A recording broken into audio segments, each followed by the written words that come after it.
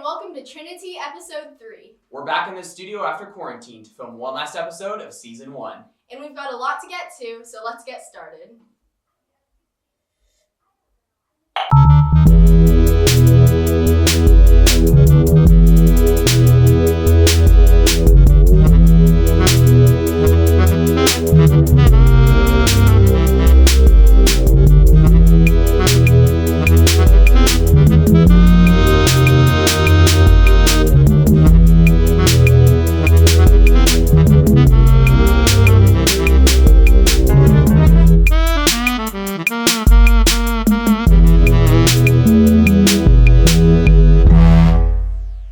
Trinity News.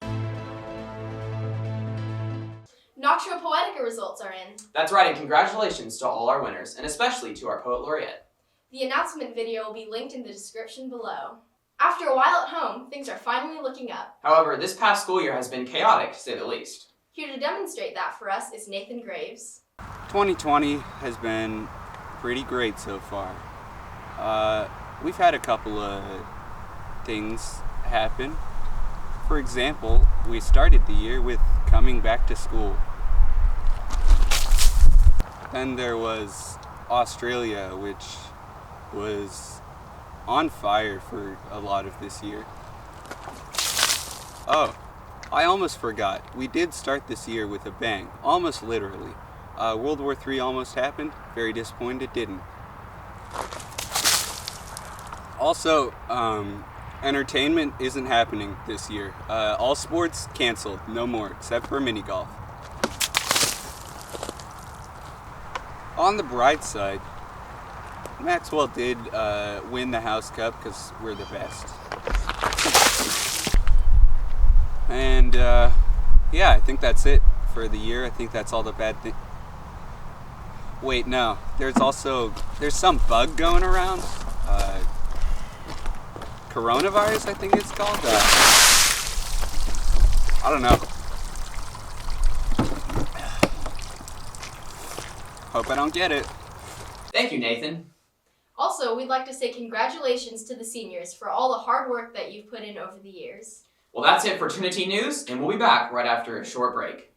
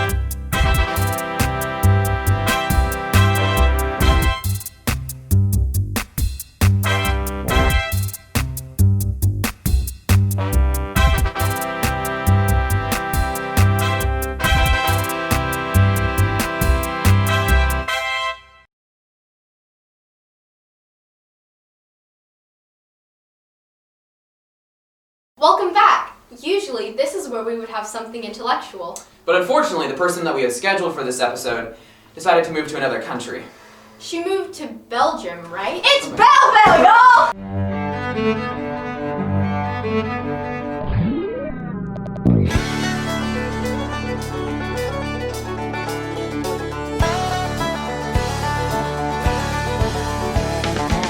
Hi, how are you doing? I'm here to talk to y'all today. Security! I need you to get up. Security! Up. Alright. Now where am I supposed to look? Right there. Oh my god, is that a camera? That is so sweet. Bless your heart. We don't have any of that out in Belleville.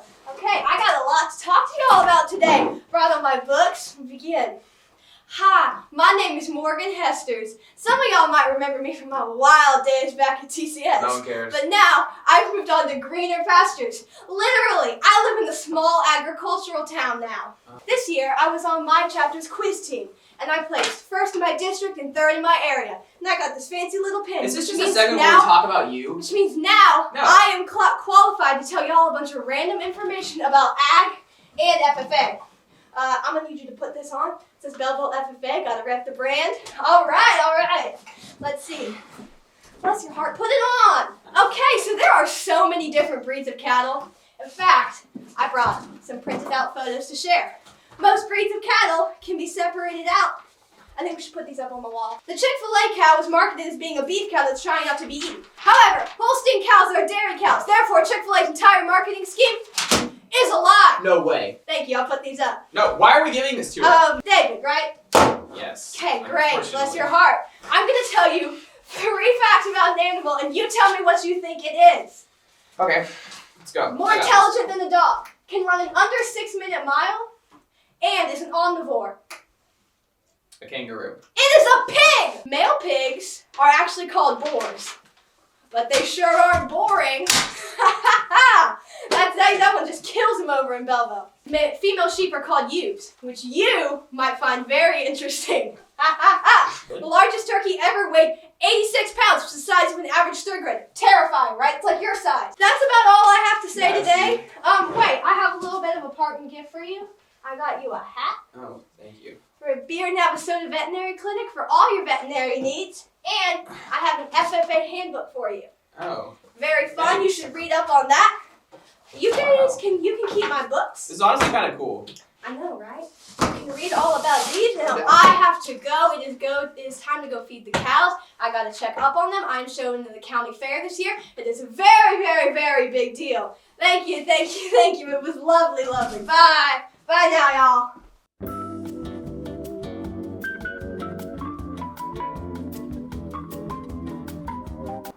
Well, now that that's over, We'd like to introduce our 3-time Poet Laureate, Helen Wagner. Helen will be giving a special reading and an interview on her poem, It Rained in the City and the Sky Was Blue. It rained in the city, and the sky was blue. It's appalling, the way glass can fall like snowflakes from the sky when it shatters hard enough. When within the shatters, one hears the flattening of stories, maddening cries on floor after floor, and the crush of cubicle walls and bathroom stalls, all falling, sprawled, people crawling through smoke-filled halls, hauling strangers, and holding to the small threads of garden variety hope. Hopeful ropes of the kind that grow around voicemails, last phone calls, sticky notes, and, missing person posters taped to telephone poles. What color was the sky? Anyone would remember. The glassy snow crunches as sirens break the muffled silence. The muzzled, stunned, fuzzy, omnipresent silence only known to witnesses of a sudden, violent change. Or stop. Change invites progress, but what if it was a halt? The sharp, sudden sound of the cutting of 2,606 strings at once. A scratch on the slowly spinning record of time, a needless jump of the needle as needles of numb pain pierce burn victims and paramedics kneel near the nauseating scene. The sky was blue, wasn't it? No one would have bet anything that morning over coffee that a jet engine would fall from heaven until it did, and suddenly it was raining window seats, and all you could do was run to Vesey Street and watch, with a hand over your mouth. Everyone always watches with a hand over their mouth. But the sky was blue, wasn't it? I bet it was a pretty shade of blue.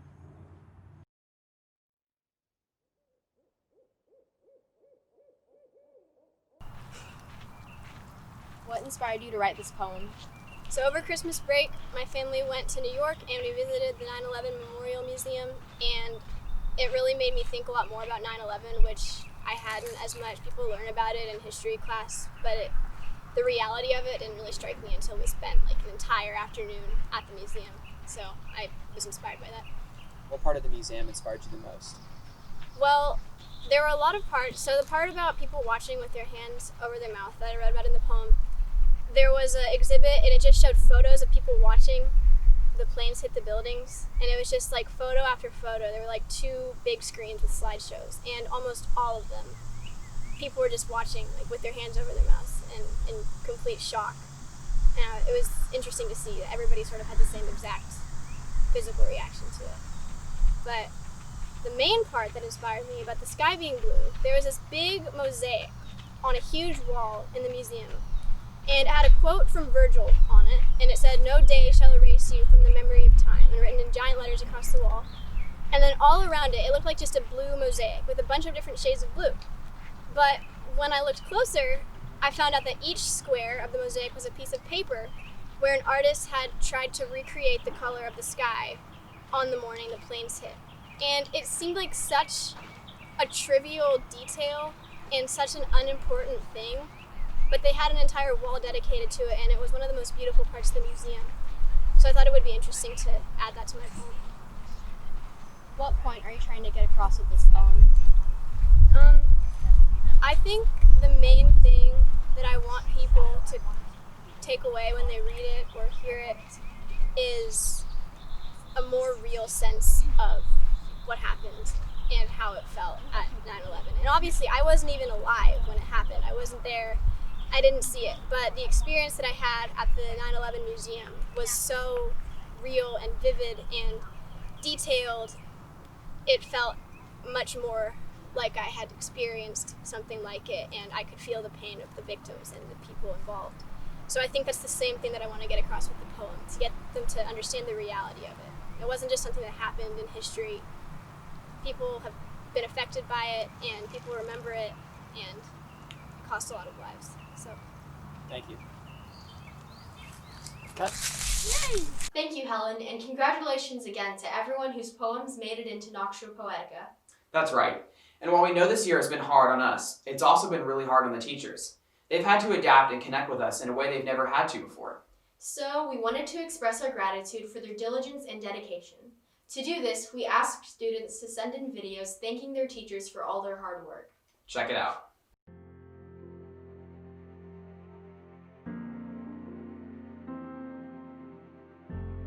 Hey TCS faculty, I just wanted to say a few words to all of you. It's been quite the year. I just wanted to say thank you to all of our incredible teachers for helping us adjust during this crazy time. Especially these past couple weeks and all the work that y'all put in making online school work. We had a lot of fun and we learned so much, even though it was hard through quarantine. A lot of us have realized how easily we take you for granted. So I wanted to say thank you. For continuing to do what y'all do. For a very wonderful, very challenging, but very wonderful junior year. For quite literally changing our lives and for continuing to foster us during this strange time.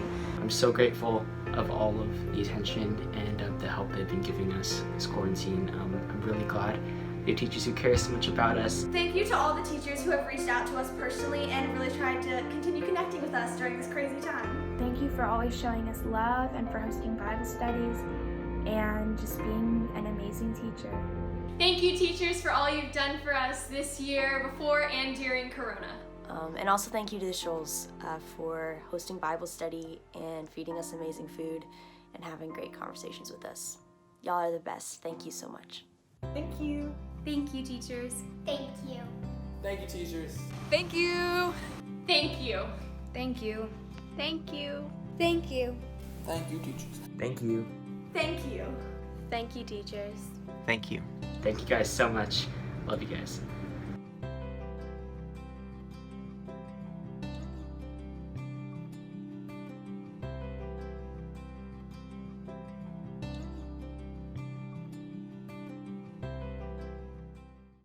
And don't forget to thank God for all the blessings that He's given us through this difficult time. That's all we have for today. Thank you so much for watching. See you soon!